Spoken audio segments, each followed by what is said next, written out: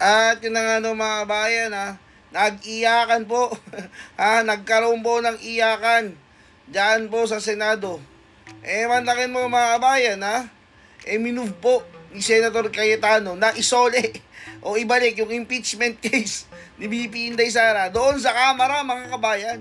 Hindi po nagtagumpay si Coco Pimentel at si Risa Ontiveros na matuloy po ang impeachment, bagkos mga kabayan, napagbotohan po na ibalik po sa Kamara, ibalik po kay Ortega, ibalik po dyan kay Castro, o kahit sinong mga NPA dyan sa Kamara, yung ginawa po nilang impeachment case laban kay BP Inday Sara. Sa makatwid mga kabayan, wala na pong mangyayaring impeachment case dyan sa Senado.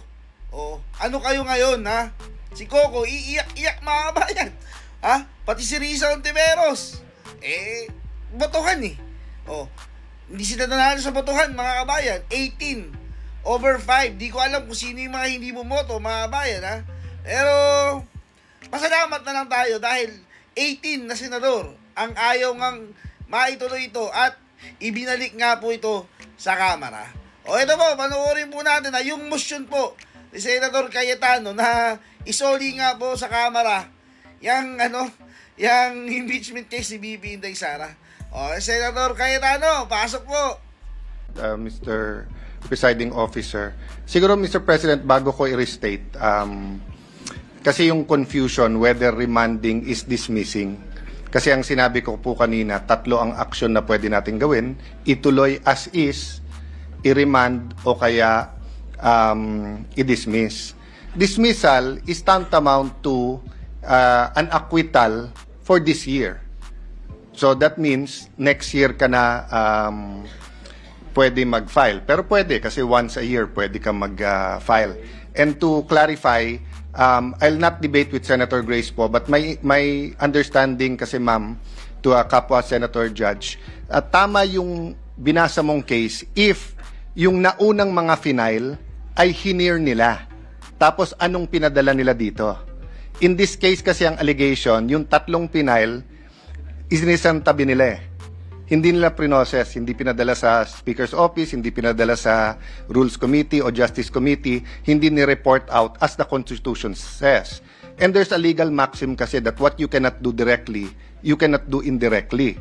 So, kung magiging ganyan ang sistema ng House of Representatives, all you have to do is keep accepting impeachment throughout the year, kahit 1,000, and then pick one that you like and then i-forward sa atin. That will violate the Constitution na dapat isang complaint lang. So, ang allegation kasi dito is that they did not follow their own rules. But sang-ayon ako sa iyo at kay Senator Win Gatchalian na are we all ready to look into that tonight and debate? Even tomorrow. Even tomorrow. This isn't a 15-minute discussion in accordance with the rules per senator. Malalim na diskusyon to kasi kung Supreme Court man is taking time to decide this. This will be precedent setting, di ba? So, let me clarify in Tagalog. Dalawa ang pwede nating gawin. Ituloy o ibasura. Ang dismissal, ibasura. I am not proposing na ibasura. Yun nga ang pakiusap ko kay Senator Bato, and I will restate it. Yung ituloy, dalawang klaseng ituloy. Bukas, babasahin, and then i-issue yung summons. But that will not stop Senator Bato or any one of us from questioning pag binasa ng prosecutors tomorrow, yan ba ay 4th impeachment complaint? Balik na naman tayo sa step 1 ngayon. Yung remand ay ibalik. Ibalik sa House at and maybe I can state it, Mr. President, no?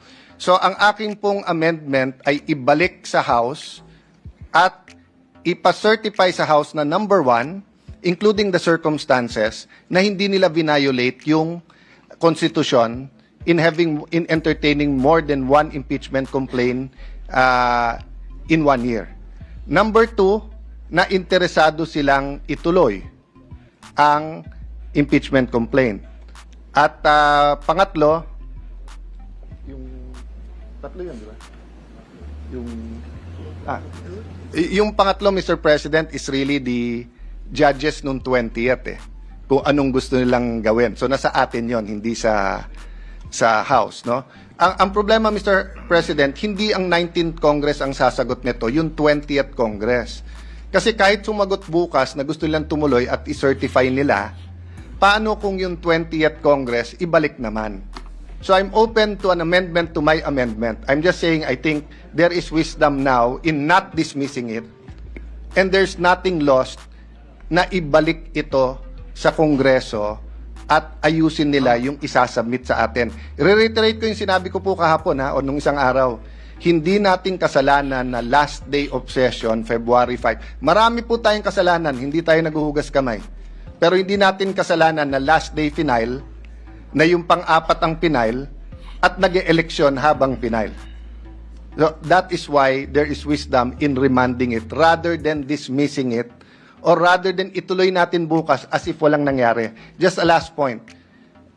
I don't agree totally with Brother Robin na hindi natin ginawa yung legislative agenda, yung mga ipapasa. Pero nakita naman po natin, BICAM report na lang po . The reality is, kung tutuloy natin yung debate until 10, 11 tonight, pagdating natin bukas mag-impeachment court, lahat ng mga BICAM na yon balik to square one. At marami doon ay sayang, pwede na talagang i-take up kaagad-agad, Mr. President.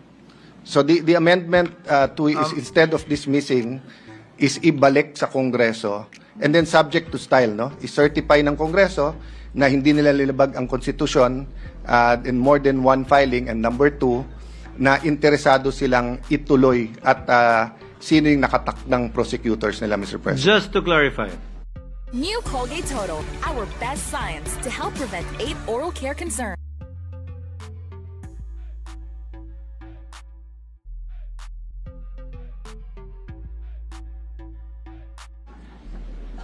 yung binabanggit po ninyo, Ginoo, na interesado pa at gusto pang ipursige ng Kongreso, ang impeachment complaint na ito ay tumutukoy sa 20th Congress, hindi ng 19th Congress. In my opinion, Mr. President, kasi kahit sumagot ang 19th na they're interested, they cannot bind the 20th Congress. In that regard, the Chair agrees because the Chair has been saying from the start of these proceedings since late February that the trial will be conducted by the 20th Congress. Given the lateness of the hour that the impeachment complaint was filed, the most that the 19th Congress can do would be to issue summons and require the Vice President to answer the charges against her, and such are there other orders that we can make in the 19th Congress that may be used by the 20th Congress once it proceeds to trial. Pero tulad po ng binanggit nyo, tatawid ito, hindi rin paniniwala ko, at kung may mga pag-uutos man tayong gagawin, kaugnay niyan, makakadagdag yun sa argumento na ito'y tatawid sa 20th Congress. Having said that, the Chair, the presiding officer, has every intention of issuing summons at the end of these proceedings. Again, in order to make sure that we make most out of the time of the 19th Congress, leading to the actual trial pag nagbukas na po ang 20th Congress sa July 28. Just a point of clarification. Senator Poe is recognized. You may proceed, ma'am. Since we have our two legal luminaries here. So if we remand it to Congress, will the presiding officer still issue a summons? Or are we going to wait for... Yes. Pwede ba yun? Na-remanda sa kanila pero we're still going through the process? The motion of Senator Cayetano, he said, is subject to style. That's why the chair was earlier clarifying I have no objection. what the effect of that will be. Yes. Mr. President. Because may again, the intention of the presiding officer before we end the proceedings in the 19th Congress is to issue summons. Yeah, Mr. President. Okay. So No. perhaps What is the goal, Mr. Allow the Presiding? presiding officer to finish, Yeah. Your Honor. So perhaps we can entertain several orders to be issued by the court in order to address the concerns of Senator Bato and the other senator judges for information so that we can make a judgment once trial resumes in the 20th Congress, while at the same time requiring the Vice President, the respondent, to answer. So what? What is the pleasure of the lady? Yes, just another clarification. Yes, last, when we remand to Congress, what are we expecting them to comply with?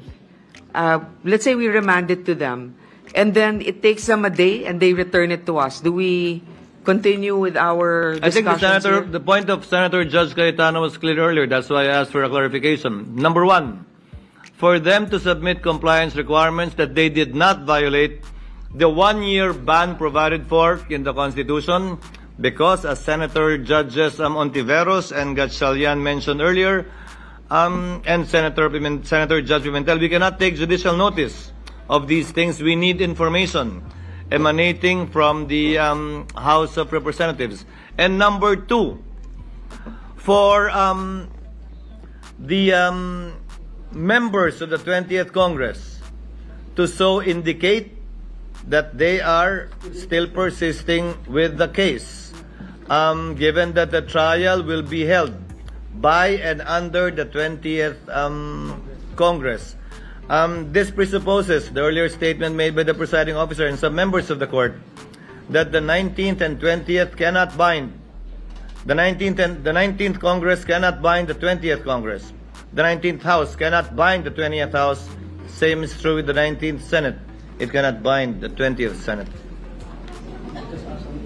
Senator Villanueva. Mr. President, Mr. Presiding Officer, I think maganda po na mapag-usapan ito at nakakataba ng puso that we are moving forward. Ako po hindi isang abogado at alam ko po na ang impeachment proceeding ay sui generis, a class of its own, and I am more than willing to be schooled by our legal luminaries here in this August chamber, Mr. President. Unang tanong ko po sana kanina at sinagot po kaagad ng ating kasamahan, Senator Judge Alan Cayetano, hindi po tantamount to dismissal ang remanding. Ang pangalawang tanong ko po, Ginoong Pangulo, Mr. Presiding Officer, will this anyhow delay the impeachment proceedings na ating ginagalawan ngayon, considering we did not just constitute as an impeachment court, tayo po ngayon ay nag-convene na as an impeachment court. Hindi po ba ito madidelay? At meron po bang, is this time-bound, Mr. President? Ito pong pinag-uusapan natin ngayon. We are asking this since there was an indication by Vice President herself na merong right to speedy disposition of cases. Thank you, Mr. President. Para sagutin ang katanungan,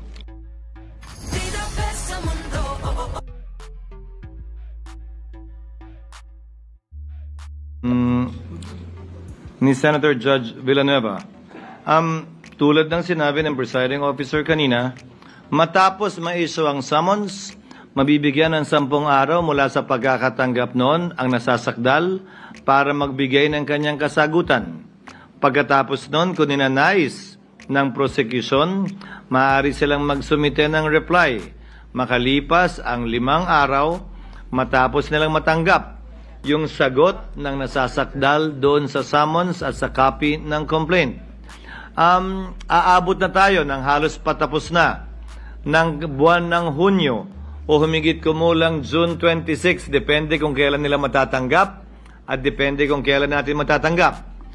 Titigil ang paglilitis dahil wala ng authority ang mga prosecutor na magpatuloy pa sa kapasidad na yon dahil tapos na ang kanilang termino sa ilalim ng 19th Congress. Hindi rin pwede mag-function ang mga private prosecutors kung meron man dahil ang kanilang otoridad ay nanggaling sa mga kongresistang natapos na yung termino. So walang mangyayari mula June 30 hanggang July 28 pag-resume muli ng Kongreso.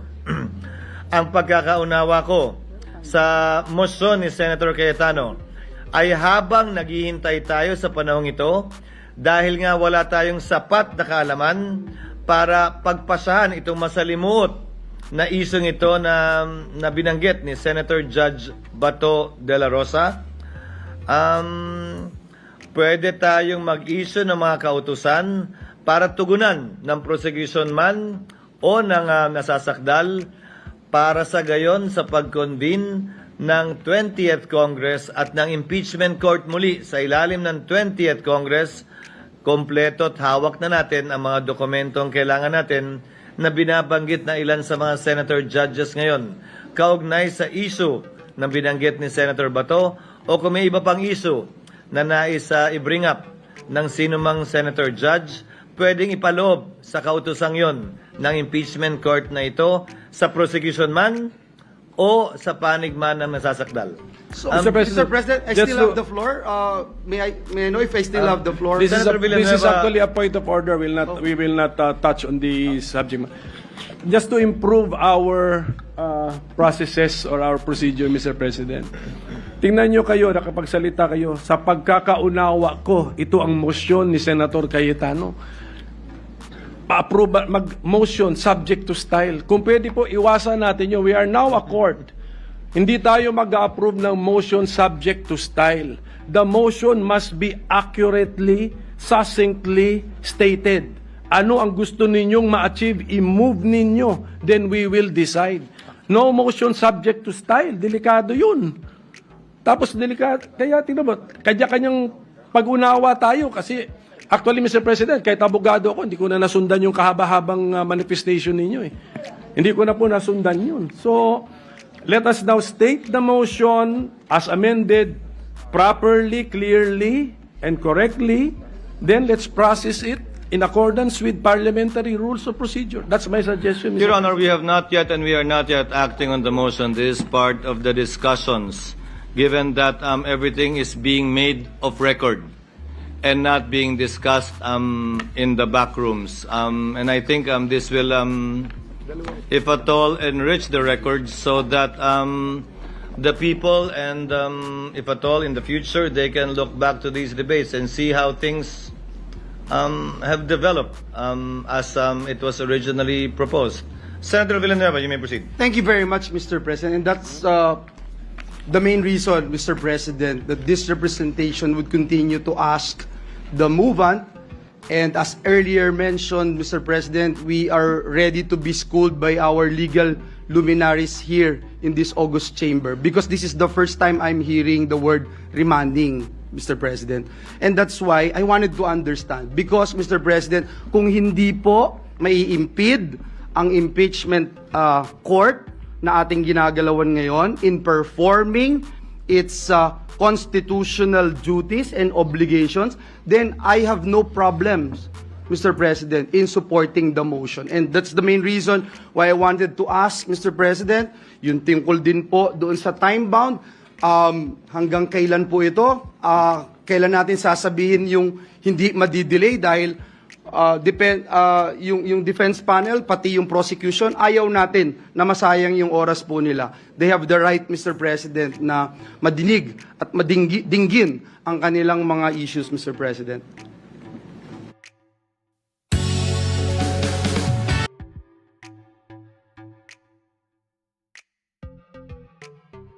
If I would, I was eliciting an answer, Mr. President. Senator Judge Cayetano is recognized to answer with the indulgence of Senator Judge Ontiveros. You may proceed, sir. Thank you, Senator Ontiveros. To answer the Minority Leader, Senator Judge Pimentel and Senator Judge Villanueva, first, meron bang delay? As far as I can see po, wala. Kasi kapag tinuloy natin tomorrow yung reading, i-issue nyo rin naman yung summons, 10 days, possible reply, 5 days. So 15 days plus 11, June 26. Very basic din po sa mga huwes na mas gusto nilang sila mismo nakakakita sa sagot ng mga witnesses because hindi lang yung salita ng bibig, pero yung body language o yung actions. So even if we're going to have a trial on 26, ako, sasabihin ko, 26, tapos magsususpend tayo ng 30. Magpapalit tayo, July or August tayo magpapalit ng 12. So I think it would be wiser na yung 24 na ang mag-hear talaga sa August. Bagkus, tingin ko lalong bibilis. Bakit? Because kapag ka ang issue mo, whether unconstitutional yung articles of impeachment, mahabang diskusyon yon. So by returning it to the House of Representatives, you're giving them the opportunity to make it very clear. It's akin, Mr. President, to a certification, to certify non-forum shopping. So sa mga korte natin, dahil bawal na kung saan-saan ka mag-file, magfa-file ka ng non-forum shopping. No, so I'll make that clear. Pasensya na, I take it very well, Minority Leader, yung sinabi mong wag subject to style. It was because I was using our two official languages, Filipino and English, in explaining. That's why subject to style. No. The last thing I want to answer is that I don't think there is anything anomalous about returning it to the House but yet issuing the summons. It's not usual, but it's not anomalous. Why? If we send it back to the House for them to certify, pinadala mo rin naman yung same articles sa defendant or sa Vice President para sagutin. So pagbalik natin ng July or August at sinabi nila hindi na sila interesado, for the record na yung sagot ng Vice President. Kung sinabing tuloy, yun din naman yung sagot. Kasi hindi po natin sinasabi na pag niremand o sinaole o binalik sa House of Representatives ay pwede nilang palitan yung articles of impeachment. Hindi nila pwedeng palitan. Yes. Ang pwede lang nilang gawin ay i-certify nga at ibigay sa atin yung circumstances para hindi na tayo mag-judicial notice, hindi na tayo magsupina. So kung nandito sa harap ko ngayon yung prosecutors at sinabi lang, walang violation to, tatanungin ko pa sila isa-isa, kailan pinail yung una, kailan pinail yung pangalawa, totoo bang hindi tinanggap, totoo bang ganito. Pero pag binigay nila sa atin na certified na, no? Meaning pinirmahan nila at pinirmahan ng mga may hawak ng dokumento, we can decide based on that and it will give us time.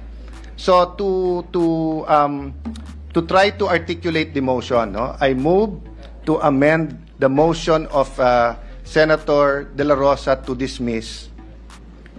And instead, I move that we return the articles of impeachment to the House until such time that they certify to us that they did not violate the Constitution, in particular, the filing of more than one impeachment in a year.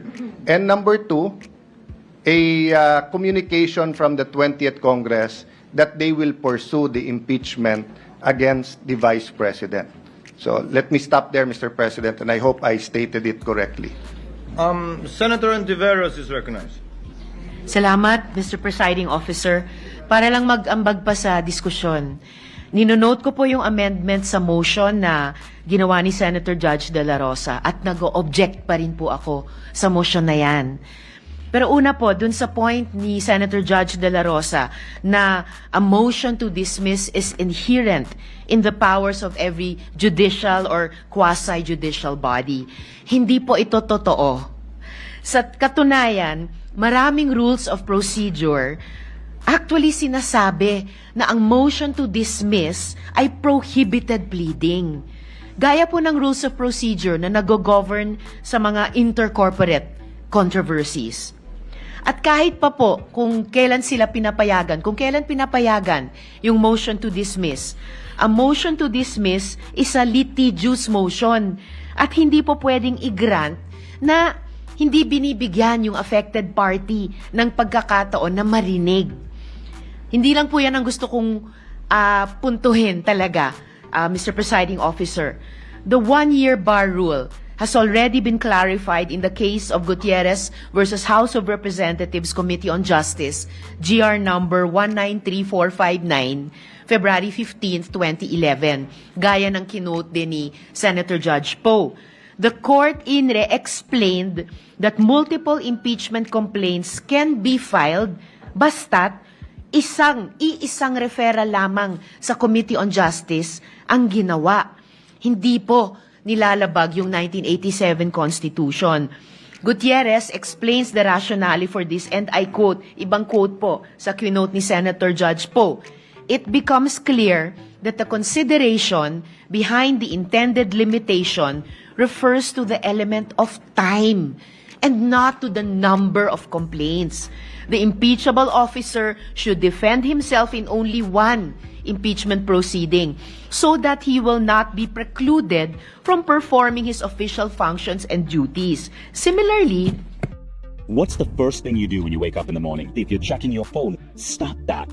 Instead, try this technique from the mind science pioneer, Jose Silva. You see, Congress should run only one impeachment proceeding so as not to leave it with little time to attend to its main work of lawmaking. The doctrine laid down in Francisco that initiation means filing and referral remains congruent to the rationale of the constitutional provision. At sa ating circumstansya, Mr. Presiding Officer, iisa lang ang impeachment case na kasalukuyang dinidinig. At precisely, arguments for or against should not be debated by us alone. Kaya nga po't inuulit ko yung posisyon ko na respetuhin natin ang due process at bigyan yung parties ng oportunidad madinig at oras, panahon, isumite yung comments sa isyung ito. Sa totoo lang po, ang proper pleading ay motion to quash. Pero hindi naman po ito ginagawa ng Senator Judge. Ito po ay fina-file ng defense. Pareho sa Estrada, impeachment, at Corona, impeachment. Motions to quash were filed by the defense before the impeachment trials. Yung prosecution sa mga kasong iyon ay binigyan ng oportunidad na mag-oppose. At pagkatapos ng lahat ng iyan, ang impeachment courts ay dinismiss yung motions to quash on the basis of presumption of regularity and parliamentary courtesy. Mr. Presiding Officer, keso motion to dismiss o motion to remand, isa lang po yan. O motion to return, iisa lang po iyang lahat. It is an effective termination of the impeachment. Remanding is a functional dismissal. Return is a functional dismissal. Para po sa akin, parang dinribble natin ng matagal tapos ipapasa natin ulit ang bola. Hindi po kailangang ibalik ang articles of impeachment sa House of Representatives para hingin ang sagot nila sa isyung ito. Kailangan lang po silang hingan ng komento. Asking the defense to comment fulfills this. Payagan lang natin sila mag-submit ng compliance. That's it. Salamat po, Mr. Presiding Officer. Before recognizing Senator Judges Bato, Tolentino, and Gatchalian, Chair would like to respond in the hope of giving clarity to some of the points raised by Senator Judge Ontiveros. The Chair agrees that this is with the point that an order should be made for them to submit compliance. And the Chair views this motion as having that effect. Because as the Chair said earlier, the Presiding Officer said earlier, this will not and does not constitute a dismissal because afterwards, after we settle this issue, and I think Senator Judge Cayetano also clarified that, the same is true with Senator Judge Villanueva, this is in no way a dismissal because we will be issuing summons after this, as stated by the Chair already earlier. I think it would be a mischaracterization as to the intent of the court that is the desired effect. The desired effect or the effect of this would be for orders to be issued to the House of Representatives to comply with the 2 points raised by Senator Cayetano and for the issuance of summons to proceed thereafter. Hence, that proves that this is not a dismissal in any shape, size, or form.